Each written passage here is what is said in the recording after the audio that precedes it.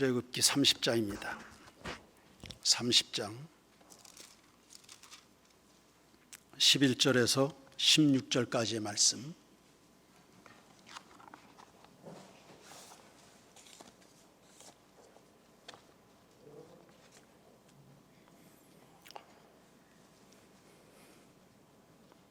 찾았으면 한 목소리로 한 절씩 교도하겠습니다.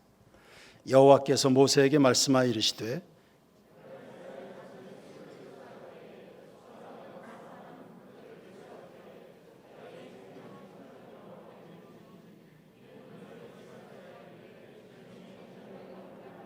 무릇 괴수 중에 드는 자마다 성소의 세겔로 반 세겔을 낼지니 한 세겔은 20게라라. 그 반 세겔을 여호와께 드릴지며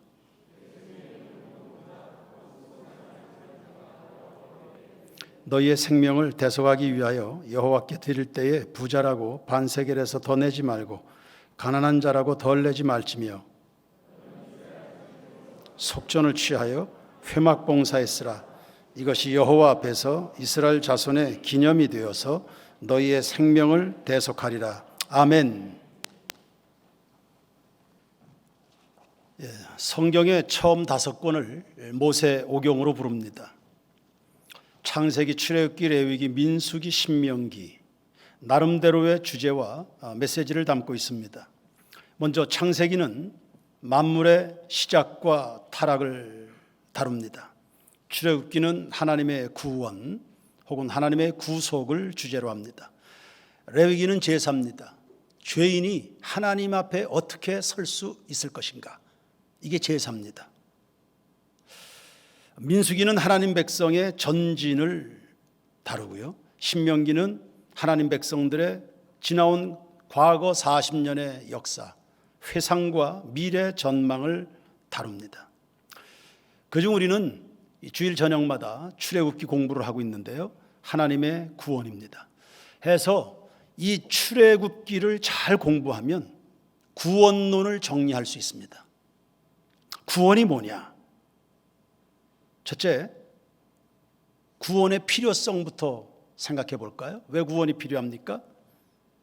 노예 상태에서 고된 핍박과 신음을 겪고 있으니까, 그렇게는 더 이상 살 수 없으니까 거기에서 건져짐을 받아야죠. 이게 구원입니다. 우리는 죄악의 종노릇하다가 영원한 지옥 형벌에 떨어질 그런 죄인의 운명을 가지고 있으니, 이렇게 살다가 그렇게 끝낼 수는 없으니까 우리에겐 구원의 필요성이 발생합니다. 두 번째, 구속해 주시는 분은 누구냐? 전능하신 하나님이시요 거룩하신 분이십니다. 애굽의 재앙을 쏟아부으신 하나님 전능하시죠. 그분의 능력의 편팔로, 불가항력적 은혜로 이스라엘 백성들을 건져내셨습니다. 그 주님이 예수 그리스도를 죽은 자 가운데서 부활의 생명으로 불러내셨죠. 그분의 능력이셨습니다. 그래서 늘 반복적으로 메시지를 전하지만 예수님의 십자가는 그분의 사랑입니다. 예수님의 부활은 하나님의 능력입니다. 그러니까 주님의 사랑과 능력으로 용서받지 못할 죄인, 구원받지 못할 죄인은 하나도 없는 겁니다. 한 손에 하나님의 사랑이, 한 손엔 그분의 능력이, 이것이 십자가와 부활입니다. 하나님은 전능하실 뿐만 아니라 거룩하시죠. 그분 존재 자체가 구별된 분이실 뿐만 아니라 그분의 은혜로 부름받은 하나님의 백성들, 멸망 백성 중에서 다 하나님의 백성으로 구별해 내시는, 그래서 그분의 전능성과 거룩성으로 우리를 구원해 내십니다. 구원의 특성이 있습니다. 어린 양의 핏값입니다. 대가가 충분히 지불이 됐습니다. 나 같은 죄인의 생명값과 하나님의 아들의 생명값을 어떻게 비교할 수 있습니까? 말로 다 계산으로 할 수 없는 하나님의 엄청난 값어치, 그 핏값으로 지불하셔서 나 같은 죄인을 구원하신 그 은혜가 있습니다. 네 번째, 구원받은 자의 임무는 무엇입니까? 순종입니다. 순종해야 되니까 하는 순종이 아닙니다. 너무 감사해서 감사해서 시키지 않는 것도 다 순종합니다. 감사하고 나를 사랑해 주신 그 하나님이 너무 감사하니까, 이 세상 그 예수를 알고 나니까 내가 진실로 사랑해 드려야 될 대상이 하나님밖에 없으니까, 그래서 순종하는 겁니다. 좋아서 순종이고 감사해서 순종이고 사랑하기 때문에 순종하는 겁니다. 순종의 행위로 구원받는 것은 아닙니다. 율법, 우리가 순종해야 될 하나님의 말씀은 구원 이후에, 애굽에서 나온 이후에 시내산에서 반포된 것이 율법입니다. 그래서 주신 말씀에 구원받은 사람은 당연히 순종하고 살아갑니다. 출애굽기 19장 5절을 보시면, 너희가 내 언약의 말을 지켜 행하면 너희가 친히 내 소유가 될 것이고 거룩한 백성이 될 것이고 나는 너의 하나님이 될 것이다. 다섯 번째, 구원받은 성도의 특권은 뭡니까? 하나님을 섬기는 겁니다. 시간 들여, 정성 들여, 물질 들여서 하나님을 예배하고 하나님 뜻에 기꺼이 수종됩니다. 그리고 그분 앞에 쓰임받는 것을 인생 최고의 행복이요, 기쁨이요, 보람이요, 소망으로 여기고 살아가게 됩니다. 이것이 바로 구원론입니다. 그렇게 봤을 때 오늘 본문은 구원받은 성도의 특권 부분에 해당하는 거죠. 속전을 드려라 말씀했습니다. 속전 누가 드립니까? 13절과 14절 말씀을 보시면 20세 이상의 사람들로 계수받은 사람들, 계수 안에 들어간 성도들이 속전을 하나님 앞에 드립니다. 계수라고 하는 것은 넘어간다는 뜻이 있습니다. 그러니까 사람들을 모아놓고 손을 들어봐라 이렇게 해서 한 사람, 두 사람, 세 사람을 쉬는 게 아닙니다. 선을 그어놓고 이쪽에서 이쪽으로 한 사람씩 건너가면서 카운트를 하는 겁니다. 전교인 체육대회 때 공엑스 퀴즈 할 때 바로 그 그림입니다. 이게 계수한다는 뜻입니다. 수에 드는 자와 들지 않는 자의 운명이 명확하게 구별이 되는 겁니다. 선으로 구별되어 있습니다. 역사의 BC와 AD가 구분이 되는 것처럼 내 생에 예수 그리스도가 오기 전과 오고 나서의 그 역사, 그 인생의 운명이 달라지는 것처럼 선으로 그어버리는 겁니다. 유대인들은 양 한 마리 두 마리 셀 때도 그렇게 셉니다. 선을 그어놓고 명확하게 선을 넘어오는 자기의 양의 숫자를 한 마리 두 마리 셉니다. 그래서 하나님의 백성의 수에 들어간다, 속전을 드릴 수 있는 이 계수 안에 들어간다, 이건 하나님의 특별한 보호와 사랑 안에 들어가 있다고 하는 상당한 의미를 가지고 있는 겁니다. 여러분은 다 예수 그리스도라는 명확한 선 안에, 하나님의 계수 안에 든 친백성됨을 믿습니다. 굉장한 감격의 선언이죠. 내가 하나님의 백성이 되었다는, 그리고 하나님을 섬길 수 있는 사람으로 부름을 받았다는 감격이 여기에 담겨 있습니다. 시편 107편 1절에서부터 3절 말씀 보시죠. 여호와께 감사하라. 그는 선하시며 그 인자하심이 영원하미로다. 할렐루야. 여호와께 감사하라. 새인교회 모든 성도 여러분, 뜨거운 감사로 하나님 영화롭게 하기를 소원합니다. 여러분의 입에 날마다 감사가 튀어나오게 되기를 바랍니다. 그는 선하시며 인자하심이 영원하니 우리가 하나님 앞에 드릴 감사, 영원한 감사인 줄로 믿습니다. 여호와의 속량을 받은 사람들은 다 이같이 말하라. 계수 안에 들어가 있는 사람은 다 이렇게 말해야 된다. 우리에게 향하신 여호와의 인자하심이 크고 크도다, 크시도다.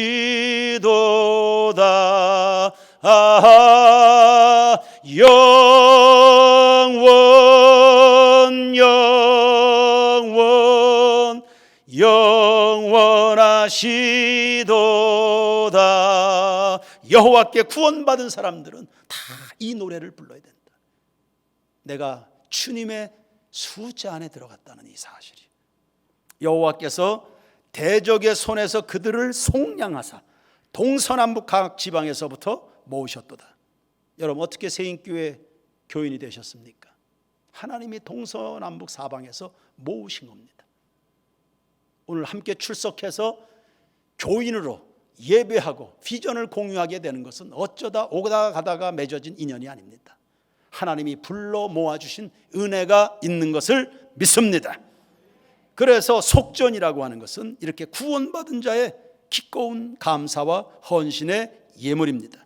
베드로전서 1장 18절과 19절 다 같이 읽습니다. 시작. 너희가 알거니와 너희 조상이 물려준 헛된 행설에서 대속함을 받은 것은 은이나 금같이 없어질 것으로 된 것이 아니요 오직 흠없고 점없는 어린 양 같은 그리스도의 보배로운 피로 된 것이니라. 할렐루야. 누군가는 그런 이야기했네. 성경을 쥐어짜봐라. 예수의 피가 흐를 것이다. 세인교회 성도들, 세상의 환난과 핍박으로 누르면 여러분 속에서 그리스도의 피가 흐르게 되길 바랍니다. 두 번째, 속전의 약속이 있습니다. 12절 말씀입니다. 보시면 내가 이스라엘 자손의 수요를 조사할 때 조사받은 각 사람은 그들을 계수할 때에 자기의 생명의 속전을 여호와께 드릴지니 이는 그들을 계수할 때에 그들 중에 뭐가 없도록이요. 이것이 속전의 약속입니다. 온역, 과거에 사용했던 개역 한글판 성경은 온역으로 되어 있죠. 밤에 날아드는 화살과 각종 퍼져가는 이런 온역에서 그 질병에서 깨끗게 하신다, 보호해 주신다. 속전을 드리는 자들에 대한 하나님의 약속입니다. 본래 인간의 생명은 범죄함에 따라 하나님이 빼앗아 가셨던 생명입니다. 이 생명을 은혜로 다시 돌려주셨죠. 그래서 그 생명이 존속되는 것은 하나님의 권능과 그분의 인내해 주시는 덕분인 것을 인정함으로 드리는 예물, 그게 속전입니다. 그렇게 해서 생명의 은인이 되신 하나님께는 경외의 마음을, 그리고 죄 때문에 응당받아 마땅한 인생의 온갖 고통과 온역의 질병 등은 면제시켜 달라고 간구하는 예물, 이게 속전이 가지는 의미입니다. 그러므로 우리 성도들이 하나님 앞에 예물을 드리면서 우리의 가족들과 우리 아이들 각색의 질병으로부터 하나님 보호해 주십시오라고 기도하는 것은 성경적입니다. 결코 미신적이지 않아요. 세 번째, 속전의 양은 반세겔입니다. 13절 말씀을 보시면 무릇 계수 중에 드는 자마다 성소의 세겔로 반세겔을 낼지니 말씀했습니다. 세겔의 단위도 다양합니다. 성소의 세겔이 있고 일반인들이 사용하는 세겔, 은의 무게를 다는 이 단위의 차이입니다. 성소에서 통용되는 단위가 있고 일반인들이 사용하는 시장판에서 사용하는 단위가 있고 왕실에서 사용하는 은세겔 단위가 다릅니다. 은행금리 다르고 사채금리 다르듯이 은을 무게를 다는데 장소에 따라 달라지는 겁니다. 성소의 세겔입니다. 성소에서 통용되는 은의 무게가 있습니다. 우리의 구원은 하늘의 은혜로 주어지는 구원입니다. 그래서 사람의 구원은 세상 기준에 저촉되지 않아요. 하늘 성소의 기준에, 하나님의 마음과 계획 기준에 우리의 구원의 문제가 결정된다는 그런 의미입니다. 성소의 세겔로 반세겔, 은으로 하면 11.4g입니다. 현대적 금액으로 따지면 65센트, 아주 적은 돈입니다. 아주 적은 금액입니다. 우리가 하나님 앞에 받아봐 누리게 되는 영생에 비하면 터무니없는 금액이죠. 우리의 구원이 인간의 공로나 행위로 갚아질 수 없는 것을 말합니다. 그런 점에서 하나님이 오늘날 우리 성도들에게 제각각 요구하시는 헌신은 아무것도 아닌 겁니다.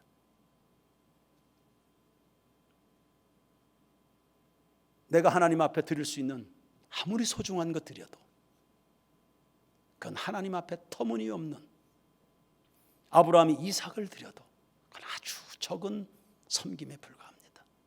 그래서 아브라함이 이삭을 내놓았고도 자랑할 수가 없는 겁니다. 오늘 우리는 하나님 앞에 어떤 도전을 받고 있는지요, 우리가 주님 앞에 누리고 있는 영원한 생명값에 비하면 그 수고는 결코 자랑할 것도 아니다, 명함을 내밀 수 있는 것도 아니다.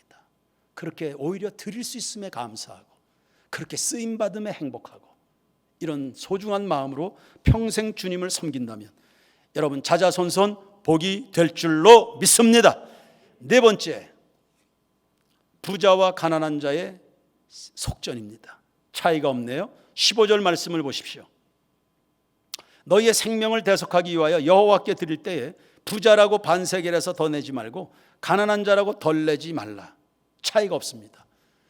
오늘 오전 예배 때도 가진 자와 못 가진 자, 금수저 흑수저, 이거 아무 의미가 없다고 했습니다. 누가 진정한 부자고 누가 가난한 사람입니까?